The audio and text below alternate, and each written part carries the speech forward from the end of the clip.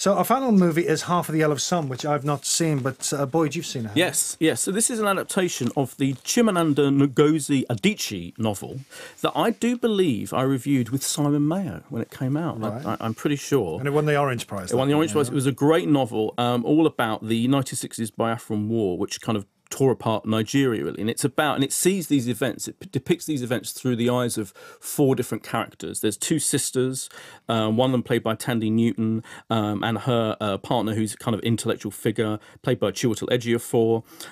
And this film simplifies the whole thing. So obviously it can't depict, it hasn't got that narrative voice where you can tell the story through 4 different characters. All those characters there and present, but this quite epic, ambitious historical novel dealing with lots of themes of colonialism and the impact that the kind of imperial legacy had on these people is in this kind of fairly brief 2-hour, pretty solidly 2-hour film that for me, the problem with it was everyone's great in it. Chiwetel obviously is brilliant. Tandy Newton, who I don't think's had enough roles to suit her talent, she is brilliant in this film. She's a great actress. She's great. They're all great. It's got a slight feel, though, for me, of BBC One, Sunday night, period drama, not quite cinematic enough, not quite meaty enough, and too much of a simplification of a very ambitious novel. Okay, Nigel, you see? Yeah, I pretty much agree with that, Boyd, I have to say. I mean, I wanted to like it more because the performances are so strong, obviously, but this was, 500 pages, the novel, and it feels like a 500-page novel that's been sort of stripped down to just less than 2 hours. So there's a certain kind of schematic quality about the way that the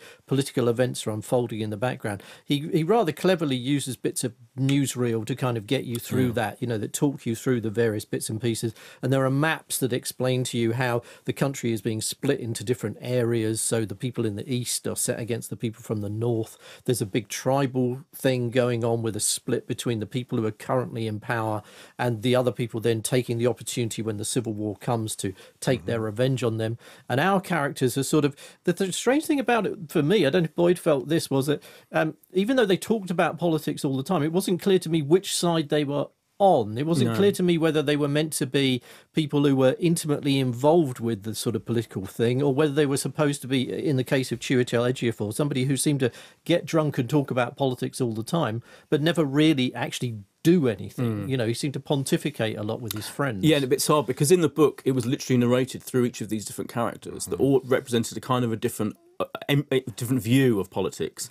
It was much easier to follow that, whereas in this, you're right, it didn't make it clear. It's a hard job. It was a very tough job. I think this could have been an 8-part serial drama on TV. Would have been better, and I think it might have been better suited to that. Then it's hard to get all this stuff into a 2-hour film. It's just a very ambitious project to undertake. I'm kind of glad they tried, but I think it is. Does it highlight the British colonial it side does, of it? It does, and that's effective, and you learn a lot. I mean, I think it brought back the memories of all the things I learned from the novel, and if you it's very educational and informative, but it doesn't quite move you as it should, I think, as the novel did. Okay, and we've just got time for Chumba. Is that a film that you've seen, Boyd? It is a South African animated kind of CGI, all the family film about a zebra that hasn't got enough stripes and it feels like a bit of an outsider in its society and runs around, trying to find some truth to life. It's obviously been released at this time, Easter, but it's not special. It's not great. It's a bit mediocre. Okay.